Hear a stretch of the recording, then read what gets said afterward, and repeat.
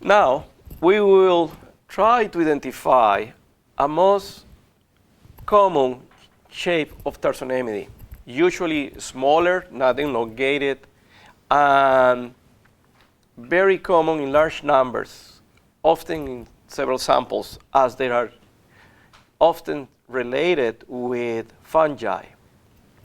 In this case, we have a female, and we can see leg 1, leg 2, leg 3, and again, leg 4, hair-like shape. This is again the common character for all the mites in the family Tarsonemini. We'll start with the first line. Female coxa tree with 3A, 3B, and 3C against female coxa tree with 3A and 3B. And if you can see here very careful, it's very visible, 3A city and 3B city. 3C is not present. That takes us to line number 2. Female dorsal propodosoma without botryoidal city. We can see here, very visible, a nice botryoidal city. That is in the line that female dorsal propodosoma with botryoidal city, SC1. That takes us to line 3. Now we need to go oil to check the tarsus 1. But this mite has so obvious claw in leg 1 that we almost can go over the line saying female leg 1 with a short, poorly developed claw. As you can see, is well-developed claw. That will take us to the next line, female leg 1 with well-developed claw and setiform span-like subinguinal city. And that is the city that is under the tarsi, around this area. The other two big cities that you see in each side are eupatidia. Usually there are 4. We go to line 4. Female and male with natosomal capsule as wide or wider than long, subcircular or subquadrate. And as you can see, this is not subcircular or subquadrate. It's very triangular natosoma.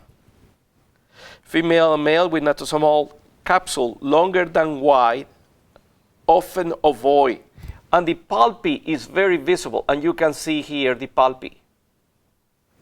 That takes us to line 5. Female with dorsal opistomal city E, F, H, different sizes. Let's go over the dorsum of the mite. It's a big female. And now we are looking at the dorsal cities. Here we have the city D, and we have here the cities E and F.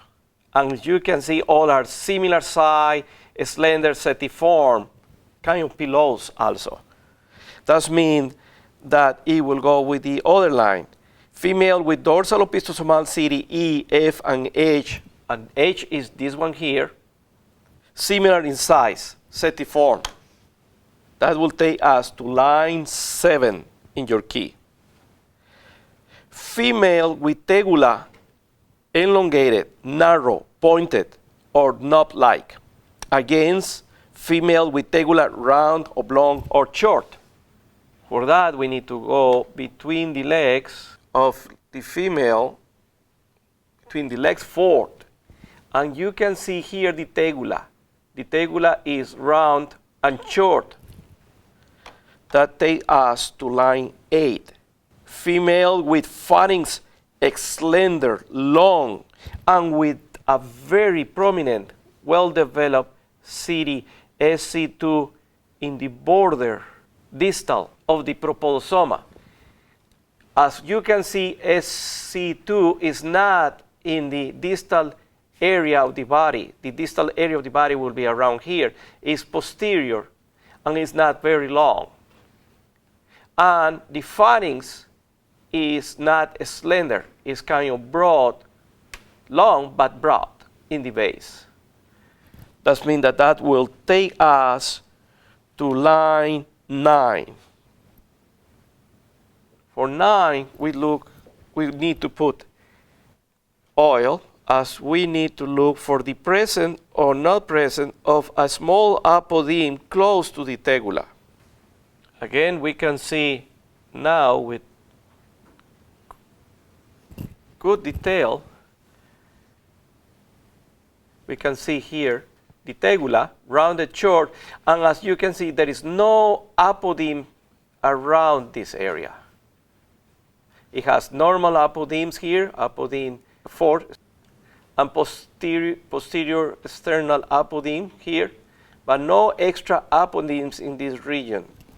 And also, the post-external apodeme do not have fissures or any opening or gap. That will give us to the other line that say female without fissures on the post-external apodeme and no presence of other apodemes around the tegula. And that is the genus Tarsonemus. Now, this is a very common species, and I want to call you attention over the ceugal apodeme that divide the body ventrally, and you can see this beautiful knob here. 1, 2. This will put this particular Tarsonemus in the Tarsonemus confusus complex. Thank you.